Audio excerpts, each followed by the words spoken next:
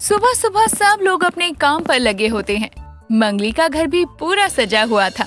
आसपास बहुत सारे लोग आए होते हैं। मंगली की बेटी रूपा रोते हुए कहती है, माँ मुझे नहीं जाना है कहीं। आप क्यों मुझे भेज रही हैं खुद से दूर? बेटी, ये दुनिया का नियम है। मैं भी तो अपना परिवार, माँ बाप छोड़कर यहाँ आई थी और अब तुझे भी ये सब छोड़कर अपने घर, अपने पति के पास जाना होगा। माँ मुझे नहीं जाना है कहीं। मुझे आपके साथ ही रहना है, पढ़ाई करनी है, अपना नाम बनाना है। चुप कर, ये पढ़ाई का फुतूर तेरे दिमाग में कहाँ से आया? यहाँ तेरी शादी हो गई है, तेरे ससुराल वाले बाहर खड़े तेरा इंतजार कर रहे हैं। तूने मेरे आगे तो बोल दिया, लेकिन ये बात ससुराल वालों के आगे मत बोल दियो, मेरी नाक मत कटवा दियो वहाँ। मंगली अपनी 12 साल की बेटी की शादी करके उसे विदा कर रही थी। उसके घर के आसपास भी बहुत भीड़ लगी हुई थी।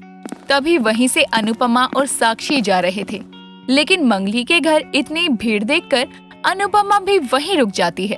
अरे साक्षी, यहाँ क्या हो रहा है? ये यहाँ इतनी भीड़ क्यों लगी है? मैडम, लग रहा है कि किसी की शादी हो रही है। देखो ना, घर भी कैसे सजा हुआ है। लेकिन मंगली के घर में किसकी शादी हो रही है? जहाँ तक मैं जानती हूँ यहाँ तो कोई भी अभी शादी लायक नहीं है। फिर ये शादी किसकी हो रही है? चलिए मैडम, चलते हैं। जानने के बाद ही पता चलेगा कि क्या हो रहा है। इतना कहकर अनुपमा और साक्षी दोनों अंदर जाते हैं तो देखते हैं कि वहाँ रूपा मंगली को गले लगाकर बहुत रो रही थी। ये देखकर अनुपमा कहती है, अरे मंगली, क्या हुआ तुम्हारी बेटी को? इतना रो क्यों रही है? सब ठीक तो है ना? सरपंच जी, अब बेटी रोए ना तो क्या करे? माँ से विदा होने पर तो हर कोई रोता है ना। माँ से विदा होकर? क्या मतलब है माँ से विदा हो रही है? आपको नहीं पता क्या सरपंच जी? रूपा की शादी हो गई है। अब मैं अकेली कब तक अपनी बेटी को पालती? और वैसे भी जितना जल्दी बेटी को विदा कर दो उतना ही अच्छा है। कौन सी दुनिया में रह रही हो आप? अरे ये अभी रूपा की उम्र ही कहाँ है शादी करने की, और आपने इतनी छोटी सी उम्र में उसकी शादी करवा दी। आपको शर्म नहीं आती? कहना तो हर किसी के लिए आसान होता है, लेकिन एक बेटी की माँ ही जानती है कि वो कैसे कर रही है। और बेटी को पाला पोसा ही इसलिए जाता है ताकि उसकी शादी करके दूसरे घर भेजा जाए। और नहीं तो क्या। आज के समय में बेटियां चांद पर जा रही हैं और आप उनकी शादी करवाकर एक 4 दीवारी वाले घर में कैद कर रही हैं। अनुपमा सबसे बात कर ही रही होती है कि तभी वहाँ फुलबाग घूमते फिरते हुए आती है और कहती है, यहाँ क्या हो रहा है? खाने पीने का इंतजाम तो है। हम पहले ही कह रहे थे कि हम डाइट पे हैं, हम कुछ नहीं खा सकते हैं। देख रही है ना अनुपमा जी, अगर हम सही उम्र में अपनी बिटिया की शादी ना करें तो वो फुलवा की तरह गांव में घूमती। अरे हम माता पिता हैं, हमें हमारे बच्चे का अच्छा बुरा अच्छे से पता होता है। कौन सी सही उम्र की बात कर रही हो? आपको शायद पता नहीं है, 18 साल से छोटी लड़कियों की शादी करना जुर्म है। जिस उम्र में बच्चों के हाथों में किताबें होनी चाहिए, उस उम्र में आप उन्हें चूल्हे चौके में धकेल रही हो। तो आप क्या चाहती है? हमारी बेटियां भी पढ़ लिख कर बाहर काम करे? बाहर काम करने वाले के लक्षण कैसे होते हैं वो हमको भी पता है। क्या लक्षण पता है आपको? और बाहर तो आप भी काम करने ही जाते होंगे ना। जरा अपने भी लक्षण हम सबको बता दो कि कैसे लक्षण हैं आपके। सरपंच जी, आप अपनी जगह सही हो, लेकिन इस गांव में लड़कियों की पढ़ाई के लिए स्कूल तक नहीं है। तो ऐसे में माँ बाप अपनी बेटियों की शादी ना करे तो क्या करे? क्या इस गांव में लड़कियों के लिए स्कूल तक नहीं है? और इतनी बड़ी बात आप सब लोग मुझे अब बता रहे हैं? अरे ना ही सरपंच जी, इस गांव में कोई स्कूल नहीं है लड़कियों के लिए। यहाँ के लोग अपनी बेटियों को पढ़ाना ही नहीं चाहते, तो स्कूल कहाँ से होंगे? देखिए, मुझे ये तो नहीं पता कि आप लोग आखिर क्यों अपनी बेटियों के साथ ऐसा व्यवहार कर रहे हो, लेकिन मुझे ये जरूर पता है कि अगर किसी ने भी अपनी नाबालिग बेटी की शादी करनी चाहिए तो मैं उसे पुलिस के हवाले कर दूंगी। और मंगली जो शादी तुमने अपनी बेटी की करवाई है ना, उसकी तो कोई मान्यता ही नहीं है, इसलिए तुम अपनी बेटी को विदा नहीं कर सकती। सरपंच जी ऐसा मत करिए, अगर मेरी बेटी की बारात बिना रूपा को लिए चली गई तो कितनी बदनामी होगी। पूरा गांव थूकेगा हमारे ऊपर। मुंह तो आपको तब छुपाना चाहिए था जब आप अपनी छोटी सी बच्ची की शादी करवा रही थी। हम तो बस आपको एक मौका दे रहे हैं कि अपने किए को सुधार सको। तुम मेरे साथ चलो, मुझे तुमसे बहुत जरूरी बात करनी है। और आप लोग मेरी इस बात को बस बात मत समझना, ये मेरी चेतावनी है। अनुपमा इतना बोलकर साक्षी को अपने साथ वीडियो ऑफिस लेकर जाती है और बोलती है, वीडियो बाबू, मुझे ना कुछ पूछना है और ना ही कोई सवाल खड़ा करना है। मैं यहाँ एक सरपंच होने के नाते आई हूँ और यही कहूँगी कि आपके पास बहुत कम समय है। इस गांव में जल्द से जल्द एक स्कूल होना चाहिए जिसमें लड़कियों को भी पढ़ाया जाए। लेकिन अनुपमा, ऐसे अचानक से क्या हो गया? ये स्कूल के बारे में कैसे तुमने सोचा? अब जब गांव वाले या कोई भी अपने खुद के बारे में नहीं सोच रहा है तो यहाँ किसी को तो सोचना पड़ेगा ना। मैडम बिल्कुल सही कह रही है। इस गांव में लड़कियों को पढ़ाया तक नहीं जा रहा और छोटी सी उम्र में उनकी शादी कर दी जा रही है। और ये बात मैं बिल्कुल भी बर्दाश्त नहीं कर सकती कि मेरे गांव में ऐसा हो। आप स्कूल का काम जल्द से जल्द शुरू करवा दीजिए। इस गांव में बहुत कुछ बदलने की जरूरत है। अनुपमा वीडियो बाबू को नए स्कूल बनाने की जिम्मेदारी देकर साक्षी के साथ सरपंच ऑफिस जाती है और साक्षी से कहती है, साक्षी, इस गांव को एक नए सरपंच से ज्यादा नई सोच की जरूरत है। नाबालिग लड़कियों की शादी करवा रहे हैं और अब हमें गांव को जागरूक करना ही होगा ताकि इन सबको भी कुछ पता चल सके। मैडम आप बिल्कुल सही कह रही हो। हमें गांव वालों की आंखों से पर्दा हटाना ही होगा। मैंने कुछ सोचा है गांव वालों के लिए। जब तक स्कूल नहीं बन जाते तब तक हम लड़कियों को इसी सरपंच ऑफिस के बाहर पढ़ाया करेंगे, जिसके लिए हमें कुछ टीचर्स भी चाहिए होंगे। ठीक है मैडम, मैं बात करती हूँ। चलो, पहले हमें लोगों को इस बात के लिए ही मनाना होगा कि लड़कियों को भी शिक्षा का अधिकार होना चाहिए। अनुपमा इतना कहकर साक्षी के साथ गांव की सड़क पर जा ही रही थी कि तभी वो देखती है कि वहाँ एक आदमी का एक्सीडेंट हुआ है और वो जख्मी हालत में जमीन पर पड़ा है। ये देखकर अनुपमा उसके पास जाती है और कहती है, अरे भाई साहब, आप ठीक तो हो? और आपको चोट कैसे लगी? चोट तो लगनी ही थी ना। आप जरा सड़क की हालत देखिए। पूरे गांव में कहीं भी पक्की सड़कें नहीं है। हर दूसरे दिन कोई ना कोई जख्मी होता ही रहता है। साक्षी, तुम इन्हें हॉस्पिटल लेकर जाओ। रहने दीजिए मैडम, हॉस्पिटल के खर्चे ही ऐसे देते रहेंगे। यहाँ की सड़कें तो बनने से रही। ये सड़क कब से खराब चल रही है? सरपंच मैडम, खराब तो ये कई सालों से है और ठीक आज तक किसी ने करवाया नहीं। तो कैसे होगा ये सब? बस हर कोई अपने फायदे से ही मतलब रखता है। गांव वालों के बारे में कोई सोचता ही नहीं है कि हम गांव वालों को भी कितनी परेशानी होती है। साक्षी, इस गांव में इतनी सारी समस्या चल रही है लेकिन अब तक मुझे कुछ भी पता नहीं। साक्षी, एक काम करो, अभी आगे बात पहुंचा दो और सड़क का काम शुरू हो जाना चाहिए। अनुपमा के आगे एक के बाद एक समस्या आई जा रही थी और अनुपमा भी सबको सुलझाने में ही लगी थी। अब गांव में स्कूल और सड़क का काम शुरू हो जाता है। तभी अनुपमा एक बैठक बैठाती है जहां गांव के सभी लोग आए होते हैं। अनुपमा सबसे बोलती है, देखिए, मुझे ये जरूर पता है कि इस गांव में बहुत सारी समस्याएं ऐसी हैं जिनका ना तो कोई हल हुआ है और ना ही उन समस्याओं पर चर्चा हुई है। अरे सरपंच मैडम, आप किस समस्या की बात कर रही हो?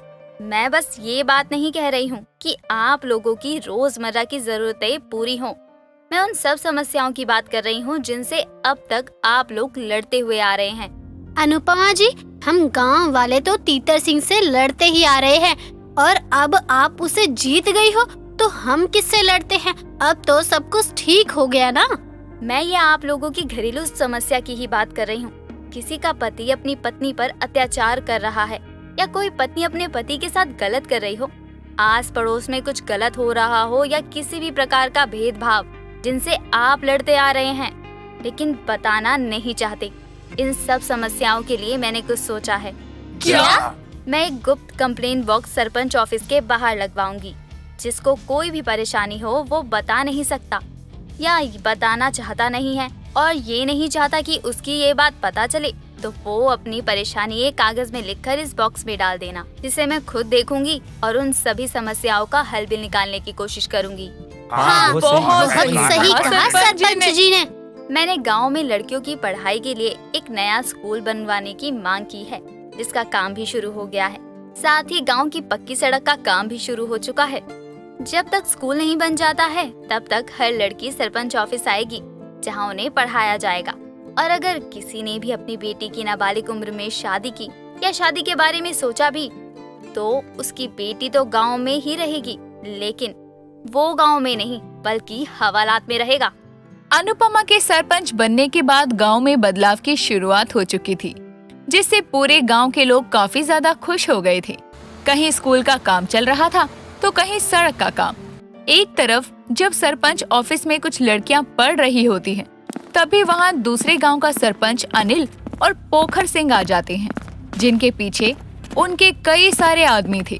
पोखर सिंह अपने आदमी से कहता है, हाँ, निकालो इन बच्चों को बाहर। एक नई सरपंच क्या आ गई, पूरे गांव को दूषित ही कर दिया उसने। इस सरपंच ऑफिस को भी तोड़ दो। अब क्या ये औरत आके गांव चलाएगी और हमें सिखाएगी कि कैसे क्या हो रहा है। सरपंच दीदी को पता चल गया ना कि आपने हम बच्चों को मारा है, तो वो आपको मुर्गा बना देंगी। हम सरपंच दीदी हमें मुर्गा बनाएगी? अच्छा, अरे आज तक कोई माई का लाल पैदा नहीं हुआ जो पोखर सिंह के आगे शान से खड़ा भी हो सके। और इस बार पोखर सिंह हम भी तुम्हारे साथ हैं। तुम सब क्या बारात में आए हो? क्या मुंह देखे जा रहे हो? अरे जल्दी तोड़ो सरपंच ऑफिस को, उसके बाद हमको स्कूल को भी तोड़ना है। पोखर सिंह और अनिल की बात सुनकर उनके आदमी सरपंच ऑफिस को तोड़ने में लग जाते हैं।